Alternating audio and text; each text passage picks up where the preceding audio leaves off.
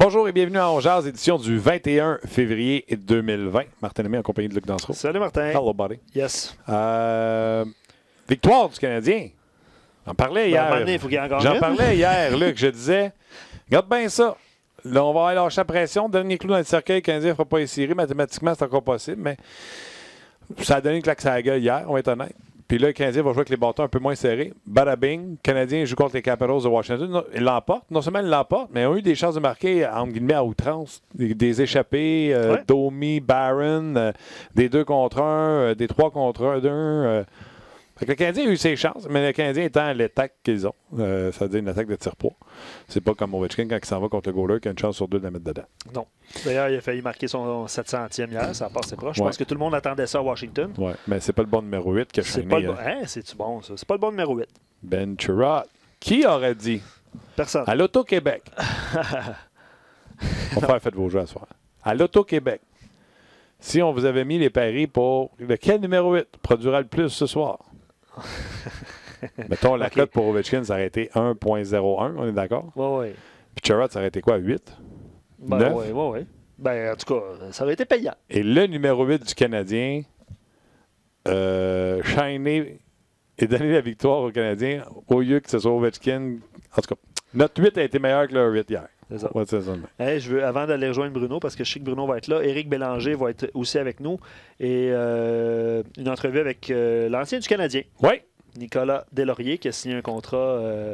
Sais-tu qu'est-ce qu'elle fait avec Nicolas Deslauriers? Avant qu'il joue au Canadien, on pouvait y parler. Après ça, il a joué au Canadien. Puis après ça, il est parti de Montréal, on peut y reparler. C'est le fun. Mais il est en Anaheim. Et au soleil. Vous en déduirez ce que vous voulez. Plusieurs questions aussi, mais avant de répondre à vos commentaires, je vais vous faire écouter un extrait du point de presse de Claude Julien. Hier, on va régler une chose une fois pour toutes. Non, ça va relancer le débat. Ah, OK, ça va relancer le débat. Puis je sais que vous êtes nombreux. Avant que tu lances la clip. Ouais. Bruno Gervais, salut. Ah oui, c'est bon ça. Salut les boys! Ben, ça va?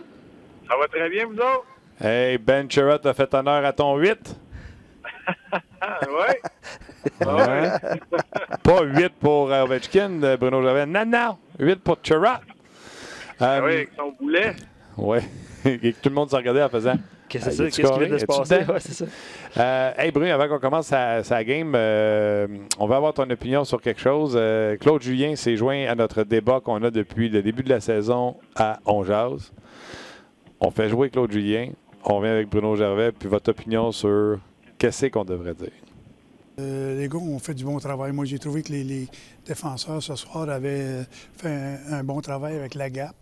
Puis les avants ont fait du bon travail avec le repli. C'est qu'on a bien travaillé ensemble. Le gap.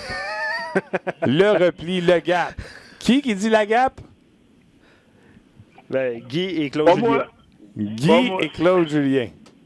Et là, Claude Pourquoi là? C'est basé de où, ça, là? D'après moi, c'est une affaire de coach. Je sais pas trop, là. C'est pas big. Non, c'est une mauvaise traduction anglophone, mot sans genre, que tu y mets un genre que tu veux, puis ça fait partir une mode. C'est pas la gap, c'est un écart défensif. Oui, non, on va garder le gap. Garde ton gap, on va bien aller. Hey, mais merci à tous ceux qui nous ont écrit par rapport à ça. Je trouve ça très, très drôle. Oui, c'était drôle parce que là, on va le faire jouer à Guy la semaine prochaine, c'est sûr. Moi, j'ai mon gap, toi, t'as ta gap. OK? Ouais, on s'entend, je cadre pas. Toi, t'étais-tu bon pour garder le gap? J'essayais. Ça a déjà été une de mes forces à un certain moment. Non, je te le dis, moi, Bruno Gervais, elle l'aimait comme défenseur. OK. Match d'hier, Canadien. Je n'ai parlé en plus hier dans le podcast. Je disais, ça se peut que le Canadien joue un peu plus décontracté parce que je trouvais que le discours de Claude Julien avait changé avant le match quand il a dit écoute, on n'est pas nono, là. On voit bien qu'on n'a pas gagné les points qu'on aurait dû gagner. Puis c'est dommage parce que les équipes devant nous ont eu de la difficulté. Bon, on ne s'est pas aidé. Fait que c'était pas mal le premier discours du gars qui abdiquait. Puis j'ai dit, check bien ça. Les gars vont jouer le bâton un peu moins serré. Puis ils vont le gagner contre Washington. Hier, le Canadien a eu bien les chances de marquer, puis l'ont finalement apporté en prolongation. Exact. Des fois, il y a cet effet-là. Je peux pas dire que c'est juste ça. Il y a plusieurs facteurs qui s'ajoutent à ça. C'est des gars fiers, c'est des gars qui veulent compétitionner. C'est un autre douche froide contre Détroit. Et contre ces grosses équipes-là, surtout à Washington, le Canadien a été capable de bien faire cette année à Washington. Et des fois, quand cette peur-là d'être humilié, de jouer avec ce sentiment d'urgence-là, ça peut aider.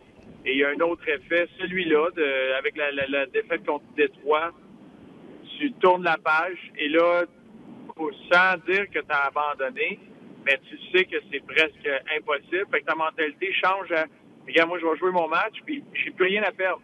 On est déjà en dehors des séries. Il n'y a personne qui pense qu'on va faire les séries. Puis quand tu n'as plus rien à perdre, tu deviens dangereux. De cet élément-là, t'enlèves la peur dans ton jeu. Puis ça paraît, ça lance les gars, ça met les gars un peu plus agressifs, un peu plus confiants déjà. Puis on l'a vu encore hier. Oui. Parlant d'agressivité et de vouloir desserrer son bâton, je ne sais pas desserrer son bâton, mais tenir son bâton moins serré. Gaétan et plusieurs personnes sur nos pages se posent la question, qu'est-ce qui va se passer avec Artturi Lehkonen? Parce que lui, il n'a pas eu l'occasion de lousser son bâton et de chausser les patins hier. Bon point, mon Luc.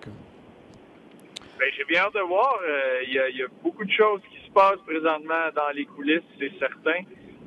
Selon moi, Artturi Lehkonen est un joueur qui amène une certaine valeur avec le fait qu'il ne coûte pas cher, il n'est pas pesant sur une masse salariale. Et l'éthique de travail, tu sais exactement ce que tu vas recevoir de ce joueur-là. Une équipe, s'il veut acquérir un Lehkonen sur le marché, c'est pas un joueur à qui tu vas t'attendre qu'il t'en marque 10, 12 avant la fin de la saison puis qu'il soit une puissance offensive en série. C'est un joueur d'utilité, c'est un joueur de beaucoup d'énergie, qui est capable de patiner, qui joue bien des avantages numériques, qui a un rôle assez précis. Puis ces genres de joueurs, c'est beaucoup plus facile de transiger pour un joueur comme lui pendant cette période-ci, vers la fin de la saison, parce que son rôle est plus facile à exécuter juste sur la base de son talent, ses aptitudes. OK, mais là, il n'y a personne qui a parlé qui avait été dans les estrades parce qu'on voulait l'échanger. Est-ce que tu penses que c'est ça, toi, ou c'est vraiment ses performances? Ça peut être le mélange des deux. Moi, je pense que Lehkonen peut amener beaucoup aux Canadiens. Il peut amener beaucoup à une autre équipe. Est-ce que c'est à son tour? Est-ce qu'il y a des choses que le Canadien veut voir? À ce temps-ci de l'année, dans la situation dans laquelle le Canadien est, il y a une flexibilité pour faire, un certain test, deux, faire voir, regarder, est-ce qu'il y a des choses, tu es en mode, là, tu veux utiliser ces games-là. Pour les joueurs, quand tu es sur la glace, tu as la chance d'avoir un chandail sur le dos. Tu veux donner tout ce que tu as dans le corps, puis tu es tout le temps à te prouver à tous les jours. Mais pour l'organisation, ça donne du temps d'extra pour commencer à préparer l'année prochaine, à aider à prendre certaines décisions. Mais là, tu me surprends, hein, Bruno, là, un ancien joueur comme toi, normalement, c'est toi qui vas me tempérer. Claude Julien, hier, a dit qu'il en attendait plus de Lehkonen. Offensivement, surtout, avait été placé à quelques reprises comme dans une situation avec des joueurs offensifs puis n'a pas produit. Moi, j'aurais jamais osé parler de transaction, mais là, Bruno, tu m'as agréablement surpris. Tu penses que ça pourrait être ça? Ah, ça peut être au même pourcentage. C'est sûr. Claude Julien lui a donné beaucoup d'occasions. Artturi Lehkonen a tout amené l'effort, l'attitude, l'éthique de travail pour mériter cet angle-là. Tu t'attends à plus de lui. C'est une chose, tu veux le fouetter, tu veux qu'il revienne, il y a des messages qui se lancent de cette façon-là. Il y a des joueurs qui peuvent rester dans l'alignement. Et chaque match, présentement, l'équipe, les joueurs vont se concentrer sur la partie. Il y a beaucoup de choses qui peuvent se passer à l'extérieur, des conversations, des essais, c'est le temps. C'est le temps d'envoyer des messages. C'est sûr que le Canadien veut bien faire, bien performer, mais c'est plus aussi important que c'était les 2 points. Il y a d'autres choses que tu peux aller chercher dans ces matchs-là. Est-ce que c'est ça? Je ne sais pas. Aucune idée. Mais moi, c'est le genre de joueur qu'un Lehkonen, tu as besoin d'une certaine profondeur, tu as besoin d'un joueur d'utilité. Puis avec son salaire, c'est le genre de joueur à qui tu peux jeter un coup d'œil. Parce que tu sais exactement ce qu'il va t'amener. Tu n'as pas besoin de lui pour qu'il t'en marque 10, comme j'ai dit pendant les séries. Mais si tu as besoin d'aide sur ton désavantage numérique, si tu as besoin d'aide sur ton quatrième trio, puis amener un joueur d'énergie avec beaucoup de vitesse, qui joue bien sans la rondelle, qui prend les bonnes décisions avec la rondelle, C'est le genre de joueur qui peut se promener dans la ligue et qui peut aider une équipe parce que tu n'as pas besoin de le rentrer sur ton avantage numérique ou sur ton premier trio et essayer de créer une synergie rapidement. 2,4 millions et il lui reste un an de contrat et il sera autonome avec compensation après la prochaine saison. Donc. En plus. Évidemment, il y a beaucoup de réactions par rapport à Lekonen, mais Patrick sur RDS.ca, il dit Lekonen, c'est un joueur à l'image du Canadien. Solide défensivement, bonne attitude, travaille fort. Pas super talentueux en termes de punch offensif puis de skills, mais excellent joueur de soutien. Puis il dit, lui, selon lui, s'il n'était pas d'alignement hier, c'est probablement parce que quelqu'un voulait voir un autre joueur, comme exemple Will qui nomme et d'autres. Parce qu'on pensait que Will n'avait pas joué hier. C'est ça. Puis Étienne sur Facebook dit ben c'est ça, c'est Will, Cousin, Thompson qu'on devrait échanger Canadiens parce que c'est pas dans. Ils font pas partie de l'avenir de la formation. Fait que ta théorie, en fait, chaque théorie à ce point-ci, un vendredi, c'est la fin de semaine de la spéculation. C'est ça, exactement. Tu même dans ton temps quand tu jouais, Bruno, saviez-vous que ce week-end-là, avant la trade deadline, là, ça allait jaser? Bien, c'est sûr. C'est sûr qu'il y avait beaucoup de conversations, il y avait beaucoup de rumeurs. C'était peut-être un peu moins... c'était plus facile à bloquer. C'était beaucoup plus facile à ignorer.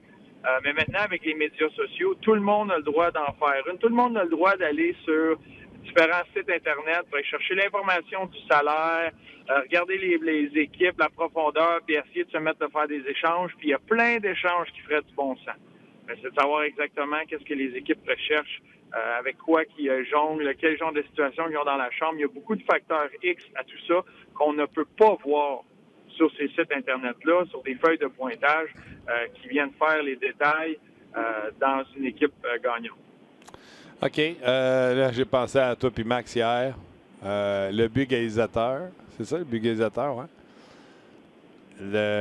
C'est Wilson qui a marqué? Oui, à la fin du match. Jamais touché à rondelle. À part de frapper à jambière de Carey Price, il n'a jamais touché à rondelle. Le but était-tu bon, Bruno? Bien, de ce que j'ai vu rapidement, parce que moi, Martin, hier, j'étais sur un excellent match entre les Jets de Winnipeg et les Sénateurs d'Ottawa à Ottawa. Dylan DeMello qui jouait contre son ancienne équipe. C'était tout un match. Mais de ce que j'ai vu du coin de l'œil, j'ai l'impression que la rondelle, elle a continué son mouvement. Ce n'est pas dû au bâton de Wilson. Là, il y a un débat à avoir Wilson sur Price, mais j'ai l'impression que la rondelle ne s'est jamais immobilisée. C'est pas le coup de bâton là, qui a fait reculer les pads, qui a fait bouger la rondelle.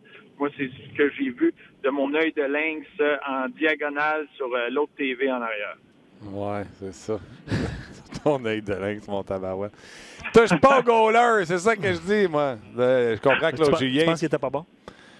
Moi, dans le fond, là, écoute, la nuance est très grande. Bruno, lui, ce qu'il dit, c'est la rondelle était en voie de poursuivre sa direction dans le filet, que Wilson touche ou pas à Price. C'est ce que tu dis, Bruno? Oui, ça ressemble à ça. Moi, si la rondelle était immobile entre ses jambes, même s'il ne l'a pas immobilisé, mais c'est immobile en dessous de lui, puis ta façon de la mettre dedans, c'est de pousser le goaler dans le net. Non, c'est différent. Ça, c'est pas un but. Ça, c'est pas un but. Fait que, tu sais, là, faudrait vraiment savoir. Puis, tu sais, je pense pas que. En tout cas, moi, j'ai pas eu vu de prise de vue de derrière le filet. Tout ce qu'on voit, c'est vraiment l'angle du milieu de la glace, tu sais, qui pointe vers le net à Price. Fait que tu peux même pas voir la rondelle. Mais moi, mon problème sur ce but-là, et je sais que tu amènes l'angle du gardien, puis tu veux pas qu'on touche à tes gardiens en porcelaine, mais c'est que le Canadien a eu la rondelle sur leur bâton avec une possession claire et même une seconde pour faire un jeu, 2 fois, juste avant ce but-là. Et la rondelle n'est jamais sortie du territoire. Et quand tu donnes une deuxième et une troisième vie à une équipe comme les Capitals de Washington, ce n'est qu'une question de secondes avant que la lumière rouge s'allume. OK, mais Bruno, là, je la regarde en même temps, là. Parce que, tu sais, t'as qu'à s'astiner. Mais Bruno ne peut pas la regarder parce qu'il traverse des viaducs depuis tantôt. Il traverse des ponts depuis tout à l'heure, là. C'est les routes au Québec. C'est les routes au Québec à ce temps-ci. C'est juste ça. Écoute, moi, j'ai la conviction, là, et puis encore là, tu sais, j'ai la conviction parce que le lancer est là. Price a le temps de regarder à droite, à gauche. Et à la vitesse quand il sort d'entre les jambes après que Wilson l'a frappé, si elle était en direction, il n'avait jamais arrêté, ça ferait longtemps qu'elle serait dans le net. C'est Wilson en poussant la patte de Price qui la met dedans. Et pour moi, ça fait non-sens. Bon, c'est dit. C'était mon point de... Salutations à madame. Salutations à madame, by the way, Bruno. Salutations à madame. Écoute, une autre question d'auditeur, il y en a plusieurs, on va y aller rapidement. Parenthèse, Bruno fait le match du Rocket ce soir à Laval. Kovalchuk, plusieurs questions sur Kovalchuk par rapport à son soit futur contrat, soit transaction. J'ai pas la rumeur, pas la rumeur, mais le tweet de Darren Dreger qui a dit que peut-être qu'il y a des négociations de contrat.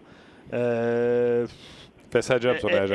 Est-ce que un contrat de 3,5 millions pour un an, c'est trop pour Kovalchuk? Je sais pas si... on va commencer par la première question. Bruno, tu le gardes ou tu l'échanges? Bien, moi, s'il est prêt à s'entendre, et c'est là les conversations avant, mais un an à 3,5 millions, c'est, selon moi, ça vaut la peine. Et juste un an, les termes, c'est très intéressant. Encore une fois, tu gardes une position de force comme organisation parce que ce n'est pas un grand risque à un an. J'ai beaucoup de difficultés à ajouter à ça une deuxième et une troisième année. Un an à 3,5 millions avec ce qui a amené aux Canadiens. Et là, la chance de lui permettre d'arriver au camp de sélection, de bien se positionner avec ce qui est de travailler avec l'avantage numérique et d'utiliser ses atouts. Qui connaît encore mieux ces jeunes-là, les Suzuki. Il va côtoyer encore les Payling, les Kotkaniemi l'année prochaine au camp de sélection. Ce qui peut amener comme vécu. De ce que j'entends de lui, de partout, il est très apprécié de ses coéquipiers. Dans le genre de valeur que tu veux véhiculer dans ton équipe, c'est une bonne chose. Pourquoi pas? Mais comme Martin, tu l'as dit, tu as bien fait de le dire, son agent fait le travail. Souvent, quand il y a de l'information qui sort comme ça, c'est de l'information contrôlée, intelligente, bien placée au bon moment pour essayer de faire provoquer certaines choses. Est-ce que c'est son intention? Est-ce qu'il veut re-signer avec le Canadien? Est-ce qu'il accepterait ce genre de contrat-là? Ça serait intéressant à voir, mais moi, je serais très, très content de voir Kovalchuk à un an, 3,5 millions, avec des performances, des bonus de performance qui pourraient l'amener même jusqu'à 5 millions. Kovalchuk que tu signes, c'est-tu Kovalchuk des 3 premières semaines ou c'est Kovalchuk des 6 derniers matchs avec -3? Pas de points? Bien, avec ce qu'on connaît de lui, de ce qu'on a vu, de ce que j'ai entendu à LA, je pense qu'il y a eu une mauvaise réputation, parfois injuste sur certains matchs, certaines façons, certaines choses qui est arrivées à LA. Mais dans une situation où tu vas accepter de le placer dans une chaise dans laquelle il va pouvoir produire, il va pouvoir être lui-même, moi, je pense que tu vas retrouver le Kovalchuk. Peut-être pas aussi le niveau d'intensité, là, mettons, quand il est arrivé, là, il jouait du hockey de série, là. Peut-être pas à ce niveau-là, mais tout près. Puis c'est ce qu'il va pouvoir amener parce que tu vas le mettre dans une situation. Puis des fois, là, ça va réanimer des joueurs comme ça, de pouvoir jouer avec des jeunes joueurs, des joueurs dynamiques, de vouloir produire offensivement. Puis il le dit, je pense pas qu'il ait besoin de ce 3,5 millions-là, puis qu'il se dit, lui, moi, je veux juste signer une feuille de papier, faire de l'argent, cacher, puis merci, bonsoir. C'est un gars fier, c'est un gars qui veut prouver qu'il peut jouer dans la Ligue nationale, qui va avoir une autre chance. Peut-être qu'il se dit, moi, signé à Montréal, je vais continuer à jouer comme ça. Montréal est une bonne place, des fois, pour que ton nom circule beaucoup à travers la Ligue nationale. Et je me donne une autre année à Montréal, puis si le Canadien est encore dans le même genre de situation l'année prochaine, ben là, il se fait échanger pour une équipe dans laquelle il aurait la chance de gagner la Coupe Stanley l'année prochaine. C'est ce qu'il a dit, il court après cette coupe-là. Avec moi, je lui souhaite, c'est sûr. C'est rare hein, qu'on est juste pas d'accord sur aucun sujet. Moi, je pense pas d'émotion là-dedans. C'est pourquoi, d'après moi, il n'est pas parti? C'est parce que Marc Bergevin n'a pas eu les choix qu'il pensait avoir. Et la seule raison, je pense qu'il signerait, c'est s'il y a personne qui donne plus qu'un cinquième puis qui est prêt à signer, il va dire tout se peut le signer tant qu'à le donner là pour un cinquième. Ça va l'air être au plus bas. Elle n'est plus aussi haute qu'elle était, je pense, là 2 semaines. Puis si jamais on avait déjà offert un deuxième à Marc Bergevin, selon moi, il serait déjà parti. Bruno, le Rocket ce soir. Le Rocket s'est débarrassé de 2 petits problèmes. Ça se peut. Phil Varone et Riley Barber. Joël Bouchard, en entrevue, a dit, après qu'il les a réintégrés dans la formation pour le dernier match, il a dit que, surtout dans le cas de Barber, problème d'attitude hors et sur la glace, quand il ne marque pas, bougonne, puis etc., puis pas besoin de ça autour de ses joueurs. Un peu la raison pourquoi il avait été laissé de côté, selon Joël Bouchard. Comme l'impression que le DG du Canadien comme réalisé le souhait de son entraîneur à Laval. Et un coup de main, tu as la chance de pouvoir le faire dans la Ligue américaine. Et je pense que l'environnement que tu peux créer dans la Ligue américaine est très important. Tu as des jeunes qui veulent se développer, tu as des jeunes qui apprennent à jouer au niveau professionnel, qui apprennent à devenir des professionnels. Et l'exemple que tu vas donner d'entrée de jeu est très important dans leur développement. Les victoires, oui, tu veux gagner, tu veux amener ces jeunes-là dans un esprit gagnant, dans une mentalité de gagnant, mais elle n'est pas aussi importante que la culture et l'ADN que tu veux donner à ton équipe. Et la culture et l'ADN vont aller beaucoup plus loin qu'une saison gagnante dans ta façon de faire. Et ça, c'est un exemple parfait où tu peux le faire, tu peux te permettre de sacrifier un certain talent, une certaine expérience pour laisser place à un message plus grand qui est celui de l'attitude, de l'ADN du Canadien, de la façon de faire, comment devenir un professionnel. Là, tu amènes des gars de caractère. Blandisi qui a joué plus de 100 matchs dans la Ligue nationale. Lucchini qui, lui, est un joueur, un ancien capitaine qui est un joueur de caractère, qu'on dit. Donc, c'est des personnes qui vont arriver ici à Laval, qui vont avoir une opportunité, mais que ça va fonctionner de la façon que Joël veut le faire. Puis il veut faire de ces gars-là des bons professionnels, des bons athlètes, des bonnes personnes à Laval. Et c'est la place pour le faire. Si tu as deux vétérans qui, niveau attitude, frustration, pouvaient devenir une mauvaise influence, je pense que c'est super que l'entraîneur de la Ligue américaine et l'organisation en entier soient sur la même page. Et que si tu as ton entraîneur qui dit quelque chose de ce genre-là et que ça bouge immédiatement, c'est un gros message que tu as dans la chambre. S'il y en avait qui avaient le chiolage facile, ça va changer. Moi, j'ai fait part de certaines parties de certaines organisations où, peu importe ce qui se passait dans la Ligue américaine, ça ne dérangeait pas, en autant que les talents puissent jouer. Bien, ces organisations-là se cherchent encore et sont encore dans le tour. C'est pas évident. C'est pas le genre de mentalité. Il a fallu que tu fasses des ménages, un grand ménage pour venir aider ça. Et ça, si Joël Bouchard peut le faire de cette façon-là, c'est dommage. Ça risque peut-être de nuire à la fiche. Au court terme, c'est moins bien, mais au long terme, c'est la meilleure chose que tu peux faire. Mais là, ce sera pas facile, le Moose, mais il faut qu'il commence à gagner. Là. Il n'y a plus d'excuses. Non, ça, je suis complètement d'accord. Ça, c'est l'objectif du reste de l'équipe. Le Moose qui ont battu le Rocket mercredi en tir de barrage. Et là, encore à Laval ce soir, le Moose qui a une saison difficile cette année. Fait que c'est des points importants pour le Rocket d'aller chercher les 2 points et de continuer dans cette course-là parce qu'on ne sait jamais ce qui peut arriver. Puis il y a beaucoup de mouvements à travers la Ligue. Des joueurs de la Ligue américaine, il y a des joueurs qui vont avoir des opportunités, il y a des équipes qui vont changer. Donc, il y a des équipes qui sont en série présentement qui peuvent perdre 1 ou 2 éléments très importants à leur équipe dû à des rappels, dû à des transactions. Ça peut changer très rapidement. Avec le but du Rocket était de rester dans une position qui sont près d'une place en série. Il y a eu énormément de mouvements de personnel pour eux aussi. Donc, c'est d'établir cette cohésion-là, cette synergie-là à travers l'équipe. C'est tout prêt. Fait que là, tout ce qu'il faut que tu fasses, c'est de partir sur une série de victoires et de continuer à grimper. Mais l'avantage dans la Ligue américaine, c'est qu'il ne reste pas beaucoup de matchs au calendrier, mais la grande majorité de ces matchs-là sont contre les équipes de ta division, les équipes contre qui tu te bats pour une place en série. Dossier à suivre pour le Rocket. Donne-nous l'heure ce soir. 19h30, un match contre Moose Manitoba, Pascal Vincent, Éric Dubois, les entraîneurs. Il y a une couple de Québécois dans la place. Bon, salut ta charmante conjointe pour nous, puis on se rejase la semaine prochaine. À la semaine prochaine, Martin. Thank you, buddy. Salut, bon match, bon match. Ben, ça va être intéressant. On va venir sur le Canadien et les transactions avec Éric Bélanger qui s'en vient, puis on va avoir également Nicolas Deslauriers en entrevue. Absolument. Donc, restez avec nous. Oui, si vous voulez savoir comment va Jesperi Kotkaniemi. Comment il va? Comment il va? Je vous invite à lire le texte d'Éric Leblanc qui était à l'entraînement hier. Joël Bouchard lui a parlé. Il y a 9 points, 9 passes. Il n'a pas marqué encore là, en 8 matchs. Ça va être intéressant ce soir. J'ai l'impression qu'il joue sa route. Ouais, tout le temps. Autre commentaire, comme dit, c'est Francis qui écrit ça sur RDS.ca, il dit comme dit Bruno, 2 vétérans avec du leadership, tu fais de la place aux jeunes que tu veux vraiment développer. Mais tu sais, imagine aussi, puis en discutant hier avec Éric. C'est la première ligne, c'est Kotkaniemi, Hudon, Evan, je ne sais pas si c'est là tu exact, oui, c'est ça. Non, mais c'est ça, mais tu sais, il y a l'avantage numérique. Fait que tu as 2 vétérans qui veulent possiblement retourner dans la Ligue nationale. Puis là, ils ont plus les premiers avantages numériques parce qu'ils veulent développer les jeunes. Fait que c'est logique.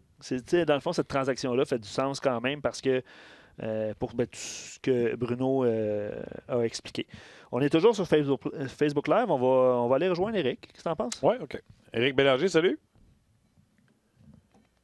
Hello, Éric. Comment vas-tu? M'entendez-vous? Yes. Là, oui. Comment ça va? Ça va bien, vous autres? Yes, sir. Écoute, victoire du Canadien contre tes Capitals de Washington. Comment t'expliques on perd 4 fois contre Détroit, mais Washington, ça va bien? Washington vont moins bien ces temps-ci. Puis, à l'exemple qu'on donnait l'autre fois par rapport aux Canadiens, des matchs contre Détroit, ces équipes-là, c'est peut-être plus difficile à se motiver. Puis, c'est peut-être ce qui est arrivé avec Washington. On était confiants, peut-être complaisants de penser que ça allait être un match facile. En plus, Ouellet est sorti tôt dans la partie. Puis ça, souvent, là, comme équipe, ça fait que tu te resserres. Puis, pour donner crédit aux Canadiens, ils n'ont pas abandonné. Puis, ils ont joué un excellent match, honnêtement, hier. Oui, ils ont mieux joué, mais comment tu as aimé? On en a parlé, toi puis moi, souvent, parce qu'on n'est pas gêné de critiquer. On ne va pas critiquer, c'est qu'on dit une vraie chose. Oui, ben, on a souvent parlé de Arthurie, je ne l'avais pas souvent dedans, les Canadiens. Puis, tu sais, le monde va nous acheter que cette année, on a marqué de plus de buts. Parce que vous autres, vous regardez le nombre. Nous, on regarde le nombre de chances qu'il y a eu. Puis, c'est assez rare qu'il y ait Beauzais. Il était temps. Tu vas me dire, par exemple, qu'il ne pouvait pas le faire avant parce qu'il y avait trop de blessés, peut-être? Oui, bien, tu sais, c'est un joueur qu'on en parle depuis longtemps, qui a eu une bonne saison, puis qu'on s'attendait à ce qu'il revienne à ça. Puis, moi, je suis content. Là, il y en a d'autres qui on disait Will n'a pas d'affaire dans le line-up, Cousin n'a pas d'affaire dans le line-up, puis je vois les gens chialer par rapport à ces deux gars-là qui sont sur l'avantage numérique. Mais honnêtement, ils ne font pas un vilain travail. Puis Will, c'est un gars qui est intelligent, puis Cousin, il amène l'énergie. Fait que Lekonen, il amène quoi à part être bon sans la rondelle? Pas grand-chose. Fait que ça va peut-être lui faire du bien. Puis ça fait longtemps qu'il aurait dû être dans les estrades, mais Claude Julien est un joueur qui a surprotégé longtemps. Puis hier, ben, il a pris la décision, puis le Canadien a gagné. Je trouve ça drôle que tu dis Arthurie Lekonen, qui est bon sur la rondelle, il amène quoi? Visiblement, il amène pas la rondelle. Non, il amène tout sur la rondelle. Et on joue au hockey, on le rappelle. Deux petites nouvelles rapides, puis on va poursuivre la Breaking discussion. news and trade! Non, pas du tout. Louis Domingue n'a pas été réclamé au balotage, ça c'est un. Puis les Blue Jackets de Columbus viennent de perdre l'attaquant Oliver... attends un peu, ça vient de défiler. Oliver Bjorkstrand pour 8 à 10 semaines. Fait que ça fait mal. Ça arrête pas. On disait qu'il allait s'en sortir parce qu'il avait gardé leur meilleur jeune, puis il s'était débarrassé des, en guillemets, les moins bons. Mais oui, il s'en sort. Mais la profondeur a fait mal. Tu comprends-tu? Tu peux pas perdre autant de joueurs puis dire non, la profondeur va être encore là. C'est Jones. Là, tu parles d'un attaquant top 9. Ça fait mal. Oui, ça teste la profondeur, comme tu dis. Ça fait mal à long terme, oui. Hey, il y en a qui se posent la question. Je ne sais pas si c'est toi, Éric, ou c'est toi qui viens d'en parler, de Xavier Ouellet. Les gens se posent la question, qui c'est qui va être rappelé lorsqu'on va revoir Carl Osner? Parce qu'en bas, là, ça commence à être un petit peu plus mince à la défensive si Ouellet s'absente pour une longue période. Là. On aurait dû poser la question à Bruno parce qu'évidemment, mais c'est peut-être une réponse que vous allez avoir plus tard avec le match du Rocket, là, mais à part Carl Osner et Olofsson, honnêtement... de toute façon, Mété était day-to-day. C'est vrai. Claude a dit qu'il avait rien de cassé, mais reverra les médecins ici à Montréal. C'est vrai. Il était douteux pour d'ici la fin de la semaine. C'est sûr qu'il ne jouait pas hier, douteux pour samedi. On va attendre de prendre une décision dans ce cas-là. Mais sinon, écoute, on les a tous essayés à m'emmener cette année. On peut bien remonter un. Il n'y a pas de trouble avec ça. Bon, on n'a pas le choix d'en remonter au moins un, sinon deux. S'il arrive de quoi, là, à court terme, ça nous prend des bodies à la défense. Fait que je pense pas que Mété va jouer. Ouellet, il en a pour au moins une semaine. On l'a vu, la mise en échec hier. Quand j'ai vu la mise en échec, je le savais que son match était terminé. Là. Les yeux ont viré en arrière du filet, c'était terminé. Là. C'est clair. Quand il est tombé à terre, les deux bras de main comme Superman, là. Ouais. C'est pas parce qu'il faisait Superman, il dormait, là?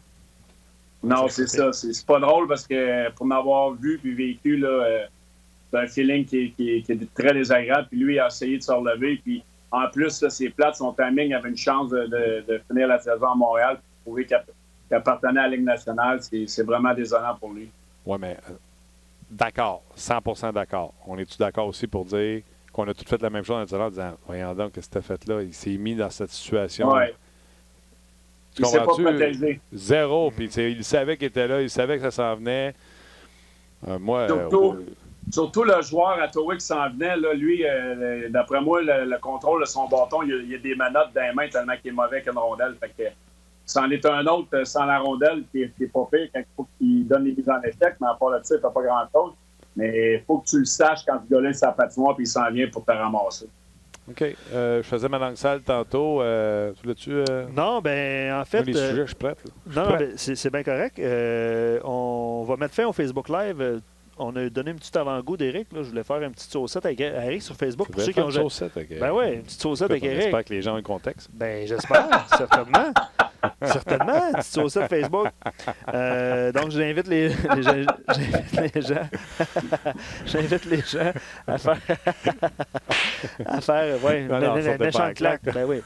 J'invite les gens à venir nous rejoindre sur RDS.ca. Évidemment, beaucoup de commentaires par rapport à des transactions futures, tout ça, c'est lundi. D'ailleurs, Éric, tu vas venir. Hein? Je pense que tu vas être ici lundi avec nous. Oui. Shining Bright à 6 h le matin jusqu'à 11 h midi. Fait que, OK, t'as pogné le show du matin, là. Ouais. Bon, ben les gens de Facebook Live, d'ailleurs, là, pendant qu'on en parle, dès 6 h, RDS vont être en ondes pour le show Transaction. Nous, à On Jase, on va être là vers 16h30, 17h en fin de journée, après cette web diffusion-là ou cette diffusion-là de cette journée des transactions. Donc, les gens de Facebook, venez nous rejoindre sur rds.ca pour la suite de l'émission avec Éric et Nicolas Deslauriers. Absolument, absolument. OK, Éric, on va revenir tantôt aux transactions. Juste avec le match canadien hier qui l'a emporté. Puis, tu sais, on fait tellement sur eux autres quand ils perdent, quand ils gagnent, on peut-tu passer un peu de temps sur eux autres? Mais avant d'éventer, je vais quand même me permettre une autre petite gauche. Drouin avec Domi, visiblement, ça a coûté des buts face aux Red Wings de Détroit. Fait que l'autre juillet arrive, je vais les séparer. On va mettre Byron avec Domi, ça va être beaucoup plus responsable. Puis la stratégie est bonne, selon moi. Fait que là, il met Domi, Kovalchuk, pas fort, mais il met Paul Byron avec eux autres. Puis il envoie Drouin avec Suzuki qui est responsable et Armia qui est responsable. Exact. Fait que Suzuki et Drouin se ramassent -2. Armia est -3 parce qu'il était sur la glace pour quand on a enlevé le gardien de but pour le 3e but. Puis tu sais, je me souviens du but derrière le filet. Petrie, je ne sais pas qu'est-ce qu'il a fait. Suzuki perd son gars à cause que Petrie passe, fait une niaiserie. Fait que tu sais, Drouin, as-tu vraiment quelque chose à reprocher? Puis le face-off sur Ovechkin. Ben écoute, c'est sûr que Petrie a pogné une crampe au cerveau. Je ne sais pas ce qu'il faisait là. C'est une erreur défensive là, de fatigue, je ne sais pas quoi, une erreur mentale. C'est sûr que Byron avec Domi et Kovalchuk, c'était déjà mieux parce que Domi et Kovalchuk, ça vire comme le carrousel aux Galeries de la Capitale. Puis Byron est un joueur un petit peu plus nord-sud. Drouin est le même genre de joueur que Kovalchuk et Domi. Ça ne met pas les freins souvent lorsqu'il y a un turnover. Donc, on voulait limiter ça. Le but d'Ovechkin, je veux dire, on a perdu un face-off et Ovechkin a pris un lancer comme il a pris 699 fois dans sa carrière. Donc, ça a été des combinaisons qui ont été mieux à mon avis, là, mais il y a des joueurs qui ça. Oui, c'est intéressant. J'aimerais ça que, Oli, tu restes sur Éric Bélanger. Ouais, je sais où tu t'en vas parce que j'ai lu ce commentaire-là aussi. Il y a un commentaire non en arrière. Ouais, non, c'est ça. T'es-tu rendu avec Nick Suzuki dans ton club? Dans ton pool, peut-être? Carlson, il y a aussi Quinn Hughes. Qu'est-ce qui se passe? Kel McCarr. Ouais. J'étais en train de faire des échanges. Le directeur général de la Ligue nationale m'a appelé. Il m'a demandé si c'est top 3. Ouais. C'est quoi ça? Ça fait, c'est ton board. Écoute, patine, mon chum, parce qu'il faut que tu trouves une raison quoi c'est là. J'ai même pas pensé. Non, c'est parce que j'ai 5 heures en ondes lundi, puis il y a déjà 32 transactions de faites. Fait qu'il faut remplir du temps à un moment donné. Là. Faut se trouver des sujets, hein, Éric? Pas le choix. Ça, c'est-tu les noms que... C'est quoi, tu penses? Puis à côté, j'ai Draisaitl, McKinnon, Panarin. Fait que demande aux gens qu'est-ce qu'ils pensent que c'est, les 3. Panarin, Draisaitl. Qui va remporter le championnat marqueur? Le Hart. Le Hart. Calder, puis le Norris. Ah. C'est plate pour le Calder que. OK, c'est ça. Fait que tu prépares ton RDS à l'Arena. C'est bon. C'est plate pour ton Calder qu'Elvis perde de ce temps-là parce que selon moi, il était dans la course. Oui, mais il faut que je mette en considération qu'on est juste le 22 février. Oui, c'est ça. OK. J'aime ça. OK. T'as le crime, il est rendu avec Nick Suzuki dans son pot. All right. Non, c'est mon Calder. C'est mon top 3 Calder. Puis Hughes, c'est mon. En tout cas, c'est lui mon récipiendaire pour le moment. OK. Carlson, ton défenseur. Hughes aussi, puis Quinn Hughes, mes 3 nominations pour le Norris. Oh, j'aime ça. All right. On va l'avoir vu dans. Écoute, à l'Arena, tu fais plein d'affaires. C'est les points qui ont, ça?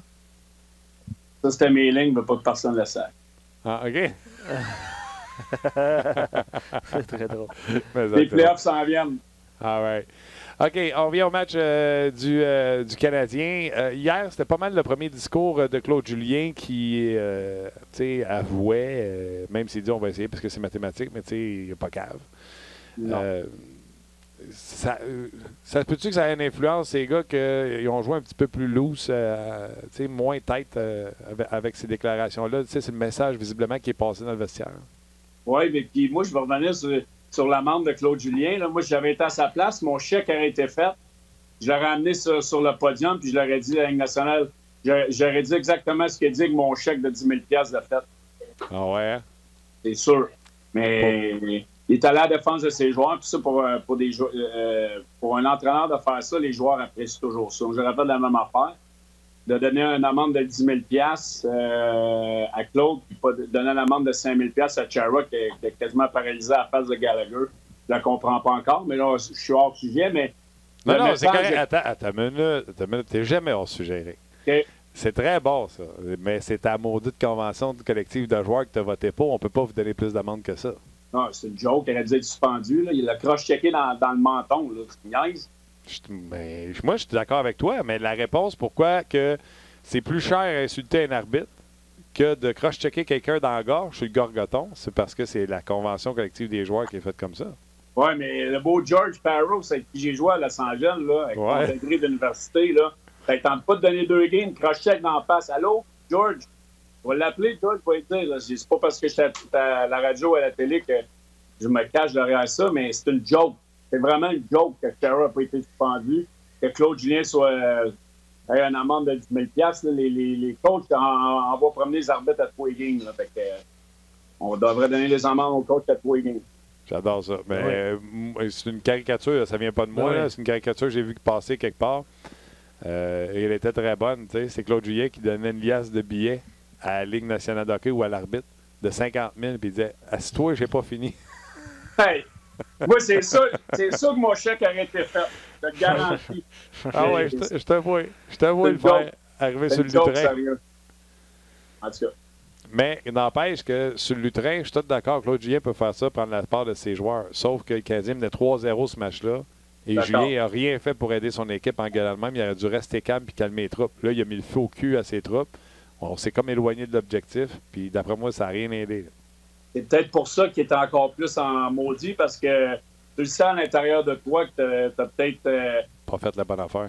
Ben, tu sais, tu laisses tes émotions prendre le dessus. Quand, comme entraîneur, tu fais ça derrière le banc, ça déteint sur tes joueurs. Puis je pense que c'est ce qui est arrivé. Moi, je suis pas mieux là, que Claude. Là, ça m'est arrivé souvent, puis ça va m'arriver encore, parce que mes émotions prennent le dessus. Puis il faut que tu te parles intérieurement, parce que tes joueurs, tu déteins sur tes joueurs.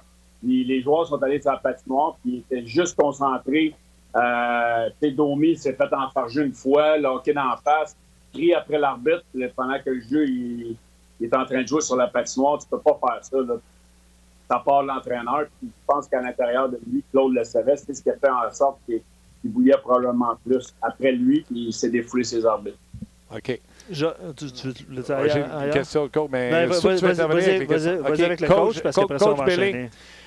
Suzuki, d'habitude, là, Julien, là, il fait confiance puis il fait jouer longtemps. Puis il joue des... Tu sais, avant, c'était 14. Après ça a été 16. Là, c'est 18. Puis là, des fois, on le voit même des 20 minutes. Tout le monde est d'accord? J'invente rien. Oui. Hier, parce qu'il perd avec Drouin, pour séparer Drouin et Domi, qui visiblement ça a coûté des buts face aux Red Wings de Détroit, puis que Détroit attendait que Domi et Drouin soient sur la glace pour envoyer Larkin et Manta. Tout le monde est d'accord là-dessus. Là, parce qu'il met avec Drouin, il essaye encore de matcher ses lignes, mais là, ce matin, quand on regarde, Nick Suzuki est le deuxième attaquant le moins utilisé du Canadien de Montréal. Donc, A, est-ce que c'est parce qu'il a fait une erreur importante face à Détroit? Ou B, c'est parce qu'il était matché avec Jonathan Drouin? A, B et C. Et quel est C? C, je vais rajouter parce qu'on joue les Capitals de Washington sur la route. Donc, on voulait pas qu'il soit matché contre Ovechkin, peut-être, Backstrom. Moi, je pense qu'on lui fait très confiance défensivement. Oui, mais c'est parce qu'il y a Drouin à sa gauche. Voilà. Puis moi, je pense que le revirement là, en fin de match à Détroit faisait beaucoup dans la balance. Faut que tu apprennes de ça. C'est un message que Claude Julien a envoyé d'après moi. Vraiment, il faut vraiment que tu lui coupes son temps de glace. Après moi, il avait compris après la game. Là. Regarde, honnêtement, ça fait partie de la cour d'apprentissage. Là. Même je ne suis pas nécessairement d'accord parce que mais Suzuki t'en donne beaucoup plus positivement que négativement. Là. Il sait très bien qu'il a fait 2 revirements qui ont fait le match à Détroit. Il en a enlevé un peu, mais moi, je pense que c'est en grande partie parce que les match-ups de l'autre côté, on ne pensait pas que mais Suzuki était de taille. Et avec le fait que Drouin a de la misère depuis qu'il est revenu, ça a pesé lourd en balance, c'est certain. OK. On n'a pas de système là, alerte, transaction, tout ça. C'est lundi qu'on va voir ça. Yes. Mais semble-t-il que les Bruins de Boston viennent de faire l'acquisition de Andrei Kazi. Oui, avec les Ducks d'Anaheim. On n'attend plus de détails, là, mais c'est Pierre Lebrun qui ça veut dire qu'on lâche le morceau, selon moi, pour Kreider du côté de Boston. Je ne sais pas si tu es d'accord avec ça, Éric. Je pense que oui, Kreider doit coûter trop cher en ce moment. Puis on ne veut peut-être pas passer à côté d'un joueur qu'on a ciblé. Je ne sais pas qu'est-ce qu'on a donné pour lui. Ça va être un choix de 4-5e ronde. C'est pas sorti. Non, Kazi, quand même, va avoir certainement un deuxième, mais rajoute dans le cas de Kreider, et c'est ce que je disais tantôt, les Rangers sont sur une lancée. Là. Igor Sergokin, en tout cas, je vais retrouver ça. Il faut l'apprendre, hein, ce nom-là. Oui, je l'avais un matin, j'ai échappé. Je l'avais un matin. Parce que la semaine passée, j'ai eu de la misère le matin, je l'avais, je l'ai oublié. Mais Igor est 7-1. OK? Puis là, il s'était blessé à la cheville. Fait qu'on a rejoué Georgiev 2-3 matchs. Igor est revenu avant-hier, encore gagné. Je suis certain qu'il va être dans le net à soir. Fait que les Rangers, Kreider coûte de plus en plus cher, Éric, parce qu'ils sont dans la course pour les séries. Oh oui, il y a un goaler qui stoppe les pucks. Il n'y a pas de raison pourquoi il ne serait pas capable de finir cette remontée-là. Ce gars-là a, je l'ai dit hier, on va leur dire aujourd'hui, torché la KHL. Torché. Hey, salut ton assistant. Salut, torché la KHL, torché la AHL. Puis il fait la même affaire dans la Ligue nationale de hockey. Fait qu'il n'y a pas de raison pour les Rangers de dire hey, on va vendre Kreider. Fait qu'il coûte, tu veux l'avoir, il sort les premiers choix, puis attelle-toi. Ben, je suis d'accord, là, le prix il doit simplement être trop ridicule en ce moment. Puis ce qu'on entend, ce que j'ai entendu dire, c'est qu'on essaie de signer Kreider. Fait que lui, dans le siège du passager, si on continue à gagner, on va peut-être vouloir lui donner une extension. Moi, ce que je ferai attention, parce que là, il est dans une bonne séquence, mais tu sais, Kreider, c'est pas McDavid, là. Il a hâte d'avoir l'argent et les termes qu'il demande. Mais en ce moment, les Rangers sont assis avec une possibilité d'attendre un autre 4-5 jours avant de voir, mais pas 4-5 jours, c'est 3 jours. On est quand même vendredi. Puis on va le magasiner. Puis si on croit que c'est un offre qu'on ne peut pas refuser, on va l'échanger. Sinon, on va essayer de leur signer. Parce que les Rangers jouent du hockey inspiré. Puis on a un Lundqvist qui est assis sur le bout du banc. Puis le jeune Russe qui fait un travail extraordinaire. Donc, tout est possible là, dans l'Est. C'est avec la Floride qui ne joue pas du bon hockey. Toronto qui joue du hockey ordinaire. Tout est possible. Là. C'est clair. Puis, tu sais, Lundqvist, il mange même du popcorn à sa galerie de presse là, parce que même Georgiev, il a été préféré 2 fois de suite. Là. Exact. Parlant de transactions, de rumeurs de transactions, les gens veulent avoir ton opinion. Tu as parlé de Lekonen tantôt. Zilton, sur notre page, j'ai dit je crois pas que Lekonen devrait partir. OK, il n'est pas très fort en offensive, tout ça. Mais on se pose la question avec les nombreux auditeurs. Si tu échanges Lekonen, ça vaut combien? Ça vaut quoi? Oui, parce que Bruno, Éric, je pense que tu l'as entendu en plus, il disait que Lekonen, il n'est pas sûr que c'est juste parce qu'il ne produit pas qu'il était à l'extérieur. Peut-être qu'on ne veut pas qu'il se blesse parce qu'il y a peut-être une transaction qui se trame dans son cas. C'est un joueur qui est intéressant pour une équipe qui aspire. Il peut jouer en désavantage numérique, patine comme le vent, travailleur acharné. Donc, crois-tu à cette thèse-là? Et deux, ça vaut quoi? Moi, j'y crois. Moi, si je suis le Canadien, puis en ce moment, le marché est haut pour un joueur de profondeur, ça peut être quand même, comme tu l'as dit, un joueur qui suit bien les pénalités, qui peut marquer un gros but à l'occasion. Un choix de 3-4 peut-être, un choix de 3. Un choix de 3, moi, je pense que ça serait raisonnable. Je ne le fais pas. Pourquoi j'irais chercher un choix de 3 pour Lekonen? Bien, parce que Lekonen, à mon avis, moi, il a atteint son maximum de développement. Là. Puis quand on parle de faire monter des jeunes, bien, lui, il prend la place d'un jeune. Là, je veux dire, même s'il n'y en a pas, à mon avis, qui sont vraiment supérieurs à lui en ce moment à Laval, si on veut avoir un vent de renouveau, même si Lekonen n'est pas mieux, ben, je veux dire, si on pense qu'il n'est pas capable d'être dans ton alignement quand tu te bats pour une place en série, pourquoi tu le garderais? Je vais poser la question qui tue à Martin. Je n'étais pas d'accord avec Bru. Puis là, c'est rare, Éric, comme ça, être d'accord avec. Mais là, non. Écoute, je ne suis pas un fan de Lekonen. C'est pas moi qui ai parti le fan club Lekonen, je vous l'assure. Le fan club 62, c'est pas moi qui ai parti ça. Mais non, tu sais, un troisième choix, tant qu'à ça, garde-les. Peut-être qu'il peut passer dans une autre genre de transaction là, plus luxueuse. Il reste combien d'années de contrat, lui? 1 an à 2,5, à 2,8? Un an, puis après ça, il est restricted. Il n'est même pas free. Ouais. Mais je vais te poser, pendant qu'Éric cherche, je vais te poser la question qui tue. C'est Gaétan qui la pose. Est-ce que Artturi Lekonen a un meilleur shot que Jacob Delarose? Oui. La réponse est oui. Sans l'ombre d'un doute. C'est bon. Sans l'ombre d'un doute. Il y a un meilleur shot que la Delarose quand la rondelle. Les deux étaient très bons sans la rondelle. Ils sont très bons sans la rondelle. Oui, mais la différence, c'est que Lekonen, il l'a sur le bâton, la rondelle, puis c'est juste qu'il manque le net. Jacob se tenait le plus loin possible de la... Lekonen est meilleur, beaucoup supérieur. Tu changes la puck pour une grenade, Delarose n'explose jamais. C'est deux choix de deuxième ronde en passant. Pour? Lekonen et Delarose. OK, je pensais que tu disais que c'était ça qu'on avait eu. Non, je suis en train de voir... OK, pour les gens qui ne connaissent pas, là, 5 pieds 11, 186 livres, shot de la droite. Seulement 24 ans. Hey, attends, excuse-moi. Là. Vas-y.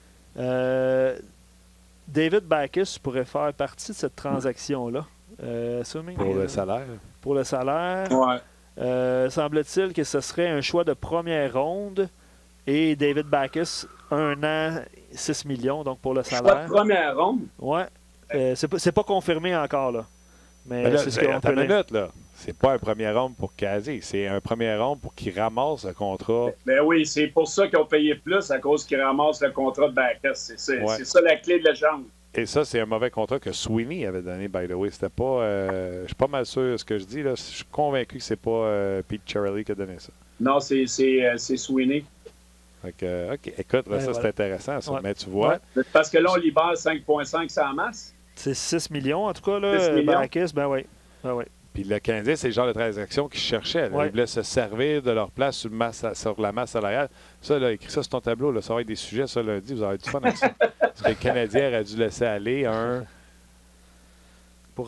Tatar coûte plus cher que Cassier, mais tu sais, mettons Ben, pas Lekonen. Ouais. Mais Cassier. Lekonen.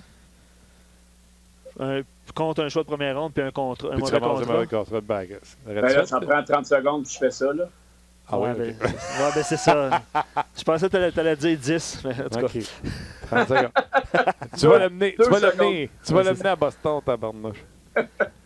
OK. Écoute, transaction. Okay. D'ailleurs, excusez, là, on va aller rejoindre Nicolas Deslauriers dans quelques instants. Tu lui as parlé avant l'émission, donc c'est sûr qu'on ne pourra pas parler de la transaction Causey parce qu'il fait partie des Ducks d'Anaheim. Ouais. Mais je voulais juste mentionner que dans une couple de secondes, on va aller, une couple de minutes, on va jouer l'entrevue avec Nicolas Deslauriers. OK. Kreider, on s'entend pour dire que peut-être pourrait rester avec les Rangers. On est d'accord aussi pour dire que c'est un peu lui qui retient le marché. Hein? D'après moi, les équipes qui n'ont pas voulu attendre ont déjà fait leur move en surpayant certains joueurs en disant l'offre est là, fais-la là. Puis les équipes comme le Canadien sur Scandella ou Minnesota avec Zucker ont fait garde, ça ne repassera pas cette offre-là, fait qu'on l'a fait. Et là, ceux qui veulent payer le prix du marché sont tous stand-by à voir s'ils vont avoir Kreider, puis sinon on va tous se pitcher ses plans B.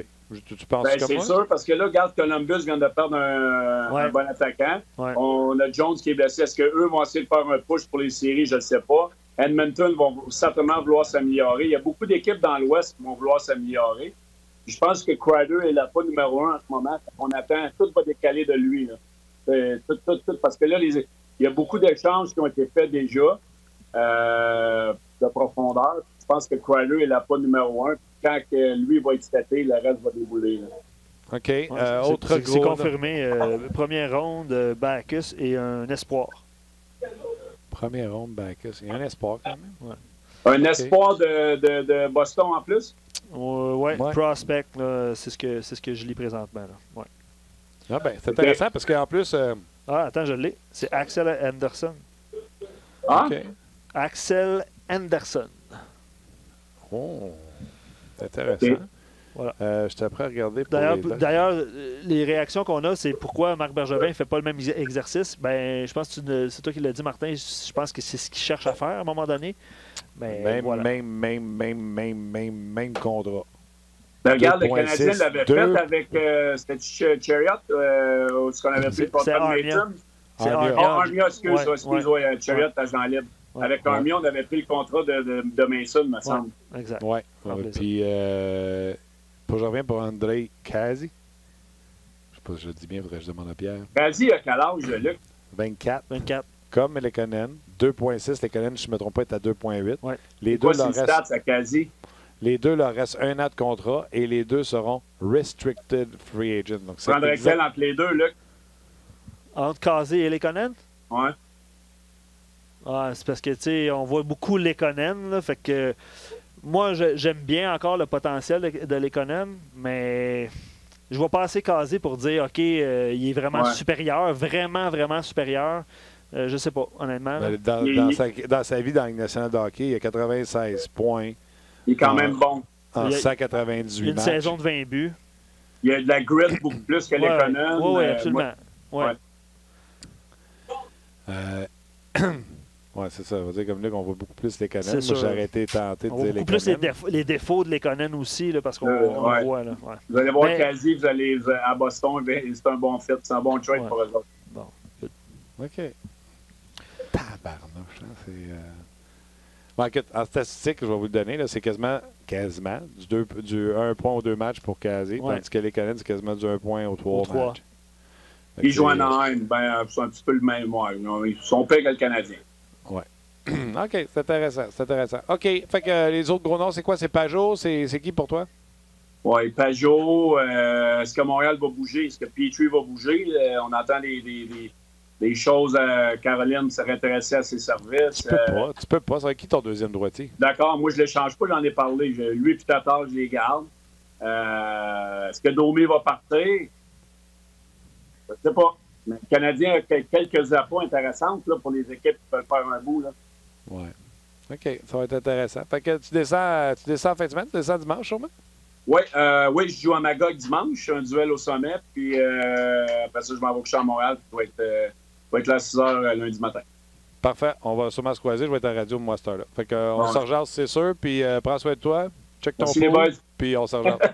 Bon week-end. Bye. Salut, Eric. Bye. Toujours le fun. On se voit lundi. Pas sûr que Boston ferait le même échange avec les Canadiens. Comme nous sommes dans la même division, effectivement, on voulait illustrer un style de transaction. Là. Je pense que Patrick a raison là-dessus. Nolan dit casé bien avant Lekonen. Il est fort. Sa blessure l'an dernier l'a ralenti. Effectivement, c'est un autre excellent point. Mais tu sais, personnellement, je ne le vois pas assez casé. Je sais que c'est un bon joueur. Puis il y avait un bon espoir. Mais tu sais, les défauts, des fois, on les voit pas parce qu'on les voit pas souvent. Bref, c'est mon cas. Là. Mais, David Backes, il reste un an à 4,925. C'est ça. C'est ça. Voilà. Je pense ça a permis on au va Dogs passer. de ramasser un autre premier choix. Je te laisse lancer cette entrevue que tu as réalisée avec Nicolas Deslauriers. Oui, écoutez, Nicolas Deslauriers, je lui ai parlé, j'étais en voiture quand je lui ai parlé. Deslauriers, on sait qu'il a signé un nouveau contrat. Et plein de petits sujets à jaser avec lui. Donc, je vous invite à écouter cette entrevue que j'ai réalisée un peu plus tôt avec Nicolas Deslauriers. Salut, comment ça va? Salut. Comment ça va? Ça va bien, toi? Est-ce que ça va mieux là, de savoir que tu as cette sécurité-là et que tu n'auras pas besoin de déménager à la famille? Oui, non, c'est sûr, c'est quelque chose de convenant pour ma famille, mais c'était pas une chose qu'on s'attendait vraiment, fait que c'est une belle surprise. Pourquoi tu dis que tu t'y attendais pas? Ah ben, je pense que ça s'est fait quand même assez rapidement. Je pense que la discussion entre mon agent et Bob Murray, ça s'est fait même pas en dedans de 3 semaines, c'était vraiment vite, mais c'était une des choses que je m'attendais pas vraiment à parler d'extension. Puis finalement, c'est venu à mes oreilles, puis ça s'est fait très rapidement. C'était-tu quelque chose, comment ça marche? Explique-nous des noms pour moi et pour les auditeurs. C'est-tu quelque chose que tu fais avec ton agent, tu dis, hey, si tu pouvais m'extensionner ici, j'aimerais ça, j'aime ça ici, c'est comme ça? Comment ça marche?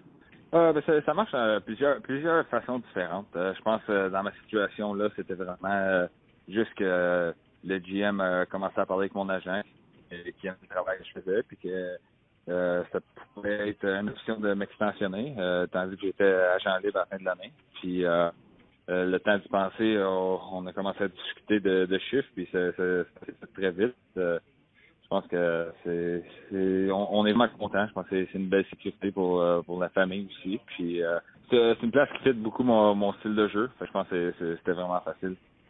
Ouais, écoute, les Ducks sont peut-être pas la saison qu'ils souhaitaient, mais la 4e ligne, on l'a vu il y a pas longtemps à Montréal quand vous êtes passé.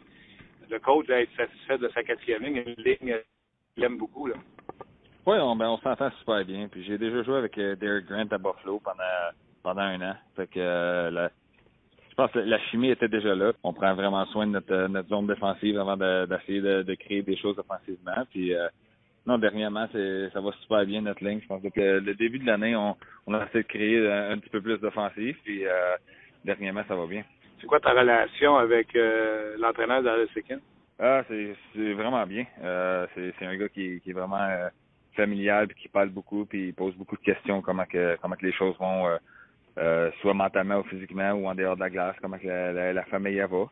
C'est une relation que quand je me suis fait échanger, j'ai eu une bonne discussion au téléphone avec en partant, puis j'ai vu que j'allais avoir quelqu'un que je peux demander des questions, puis vraiment pas être gêné de demander quoi faire avec mon style de jeu. Puis au début de l'année, ça allait pas comme que tout le monde espérait, puis ça a juste tourné d'un coin, puis j'ai commencé à jouer à chaque match régulier, puis j'ai pu démontrer qu'est-ce que je pouvais amener à l'équipe, puis je pense que c'est une des meilleures relations en tant que coach-joueur que j'ai eu dans ma carrière.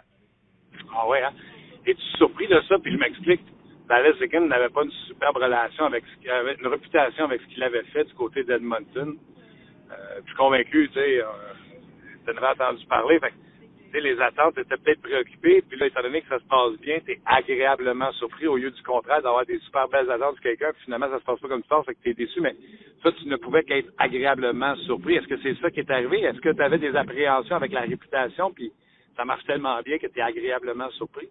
Non, je n'étais pas surpris. Je pense qu'avec chaque changement, t'as des entraîneurs qui aiment qui s'entendent mieux avec d'autres joueurs qu'avec d'autres personnes. Puis c'est juste eu un fit parfait pour moi.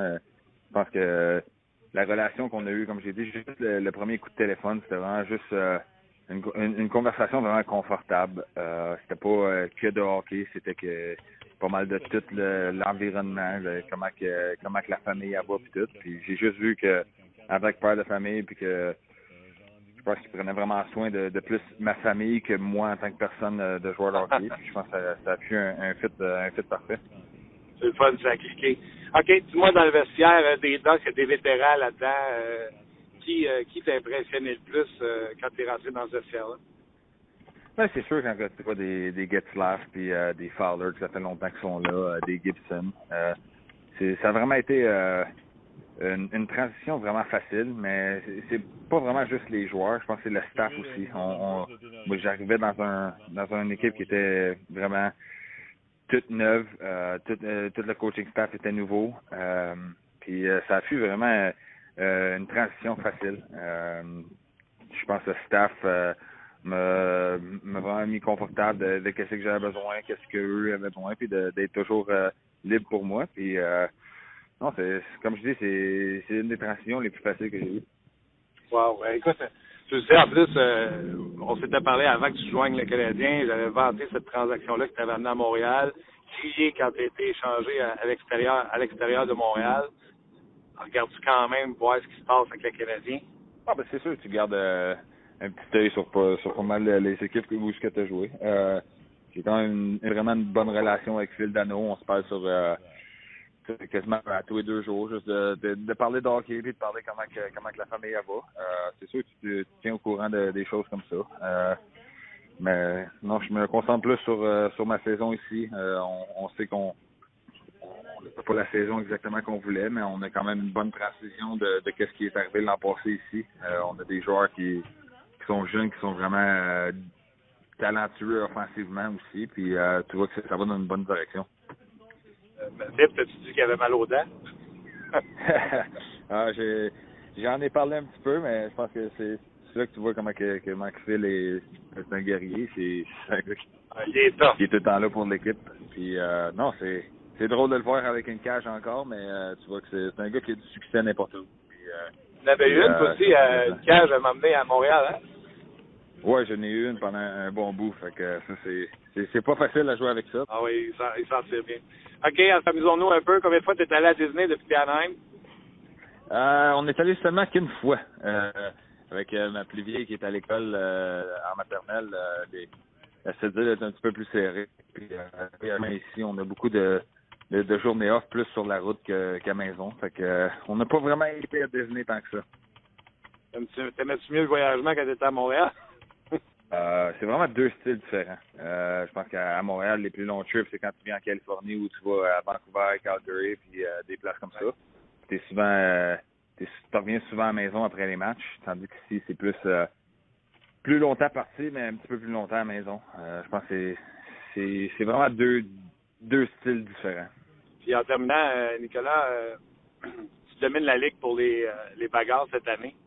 Et jeudi, il y a un vote dans la Ligue de hockey junior majeur du Québec pour bannir les bagarres. Entre autres, Enrico Ciccone est à la tête de ce règlement-là. Moi, j'ai toujours dit, tu sais, chez junior, je suis d'accord parce que je veux pas voir les jeunes se taper dessus. Mais dans la Ligue nationale de hockey, si jamais ils faisaient ça, peut-être du monde va commencer à se faire justice avec des bâtons, puis là, ça va être des agressions à main armée. Fait que je suis pas certain. Tu sais, si tu empêches les bagarres, tu crées peut-être un autre problème. Mais pour le hockey junior, toi qui sais à quel point c'est tough, qu'est-ce que tu penses qu'on tente de bannir les bagarres dans le junior? Ouais, ça, c'est quand même une chose touchée un peu à parler, parce que quand j'étais junior, j'étais vraiment pas un joueur physique ou tough. Fait que vraiment, j'ai réussi à développer ce style de jeu-là quand je suis arrivé dans la Ligue nationale, juste pour pouvoir rester dans la Ligue nationale. Mais non, sûr que tu veux tout le temps protéger tout le monde. C'est pas une job facile. C'est des choses qu'il faut que tu aies un mindset différent que d'autres personnes. Mais non, le bannir, c'est une bonne affaire. Comme tu as précisé, tu vas un petit peu plus de coups de bâton de petites choses. Mais non, je pense que c'est en tant que gars qui se bat quand même souvent, je pense que c'est si 2 joueurs sont prêts à le faire, puis les précautions sont là de pas avoir de blessures, je pense que ça devrait rester dans la ligue. Écoute, c'est doublement délicat de te poser la question parce que non seulement tu gagnes ta vie en étant un gars qui peut accomplir cette tâche-là, mais pour t'avoir vu à Montréal, il n'y a pas un gars plus prêt à aller défendre. Tu sais, il y en a qui font la job parce qu'il faut qu'ils fassent la job, mais toi, un coéquipier qui se fait bousculer, t'es le premier à y aller. Tu sais, c'est inné en toi. Ouais, non, ben c'est comme j'ai dit, c'est le style de jeu que j'ai développé pour rester dans la ligue. Avec la grosseur que j'ai, c'est une chose que il fallait que je développe très rapidement. Non, j'espère que ça va rester dans la ligue. Sinon, j'aurai peut-être plus de job, mais non, c'est quelque chose que j'aime faire. Je pense que je l'ai dit à plusieurs reprises que scorer un but, c'est quelque chose de le fun, mais lever la foule après une bagarre, pour moi, c'est quasiment le même feeling. Je pense qu'il y a des temps pour le faire. Je pense plus qu'on est dans le temps où dans le warm-up, t'avais des risques d'avoir des bagarres, mais je pense que c'est il y a des moments de le faire, puis il y a des moments de ne pas le faire. Nicolas Deslauriers, félicitations pour ton nouveau contrat. Un gros merci pour avoir pris le temps. Puis tu as remarqué, hein, les questions délicates, moi, je t'ai les posées parce que j'étais au téléphone. J'aurais jamais eu le gosse en personne. Ouais, All right, t'es bien fait, mon chum. Puis s'il y a quelque chose, j'aide pas. Puis nous autres, on continue à suivre. Parfait, merci beaucoup. Merci à toi, Nicolas Deslauriers, qui l'ancien du Canadien. Je l'aimais bien quand il jouait pour le Canadien. Puis, sais-tu quoi? Ouais. Les matchs où le Canadien était sans émotion, sans âme, peut-être qu'un Nicolas Deslauriers sur une 4, ça aurait fait du bien. Ben, c'est drôle que tu dises ça parce qu'on a reçu, pas aujourd'hui évidemment, là, mais une couple de commentaires par rapport au problème. Tu sais, on a parlé d'Andrew Shaw au cours de l'année qui complétait bien Domi. Puis c'est sûr que le nom de Nicolas Deslauriers par rapport à l'émotion, puis une mise en échec qui change l'allure d'un match, tout ça. Puis tu sais, rappelle-toi, quand il est arrivé, là, il a marqué 10 buts à la fin de l'année aussi. Là. C'est un gars capable quand même de compléter. Sur un 4e trio avec Thompson, exemple. Peut-être que. Mais absolument, bon, on a pris une autre direction. Je pense pas que c'est un joueur dérangeant non plus. Absolument. Nous sommes vendredi. Journée des dates limites des transactions, c'est lundi. Donc, quand on va se reparler, il va y avoir des mouvements de personnel. Peut-être, espérons-le, importants, parce que lundi, ça va être une longue journée. William Paquin, je prends un dernier commentaire avant de se quitter. Là. Il dit les joueurs autonomes du Canadien en 2021. Tatar, Gallagher, Dano, Petrie, Armia, Lekonen, Kotkaniemi, Poehling, Fleury. On pourra pas, Marc Bergevin ne pourra pas tous signer ses joueurs. Donc cette année, on échange seulement les joueurs autonomes sans compensation. Il parle de Kovalchuk. Oui, ça va être un petit peu plus compliqué. Oui, ce matin, moi, j'ai dit que le Canadien voudrait l'échanger, mais il n'y a personne qui en veut. Ouais, comme Kincaid, par exemple. Et l'année prochaine, comme il y a beaucoup de joueurs qui deviennent joueurs autonomes, ben, tu y vas all-in. Pour moi, la ligne de centre est jeune avec Dano, Suzuki, Kotkaniemi. Il parle de Evans, qu'on a vu récemment à Montréal. Lui croit que Poehling, à un moment donné, deviendra peut-être une monnaie d'échange. C'est son opinion à William. Il dit donc, d'ici lundi, je change seulement les joueurs autonomes en devenir cette année. Et aller chercher des choix au repêchage. Puis par la suite, tous ces choix, ils tentent de s'avancer dans le repêchage. Je pense que ça conclut bien cette semaine de rumeurs spéciales transactions. Là. Qui a dit? Guy a dit? Non, qui a dit? OK.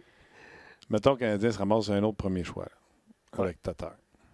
On jase. Ouais. Le Canadien ne gagne pas la loterie. Ben, le pourcentage est ce qu'il est. Là. OK. Tous les choix du Canadien pour Lafrenière. Pour Lafrenière. Ben écoute. Dont deux premiers.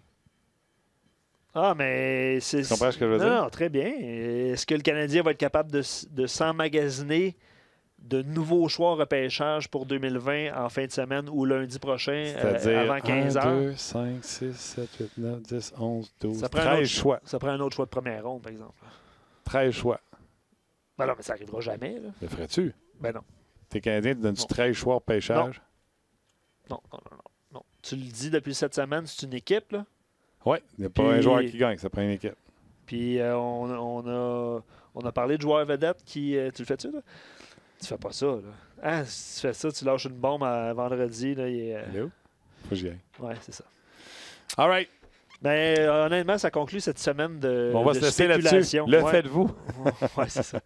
Ben, tu sais... On va gagner la loterie. Combien t'en veux des choix? C'est pas comme le football, là. Ça marche pas... Non, OK. À un moment donné, il y a quelqu'un qui va le faire. Ah, peut-être. Dans le junior, ça se fait, hein, tu sais. Il n'y a pas de choix de première ronde, mais dans le junior, cette année, je pense qu'il y a eu une transaction pour Di Tomasino. Je pense qu'il y a eu 9 choix au repêchage, mais répartis sur quelques années. Là. Ouais, c'est ça. OK. Je ne sais pas si ça va se faire un jour. OK. Gros merci à Luc, à Ali, également mise en onde. Tim? Oui, Tim était là. Tim, mon média social. Tim était là. Ouais, je l'ai vu ce matin, Tim. Tim était je l'ai vu là. passer sur Messenger. Gros merci à vous autres. Bon match demain, samedi, Canadien face aux Sénateurs. Ouais, Notez bien l'heure. Lundi, on est là, mais pas à midi. À midi, ça va être toutes les émissions spéciales sur le Trading Deadline. Ouais. Bon, on va être là aussitôt que c'est fini, aux alentours de... Ouais, 16h30. Ça va dépendre quand Marc Bergevin parle, mais ça pour va prendre vos réactions. Oui, ça va être disponible là, toute la journée sur rds.ca de toute façon. Absolument. Ouais. Donc, soyez là lundi. Suivez-nous là, sur nos plateformes pour savoir à quelle heure on jase. Il sera. On se reparle là. Puis dès mardi, on reprend notre horaire régulier. Merci beaucoup d'avoir été là. On se rejase lundi. Bye-bye.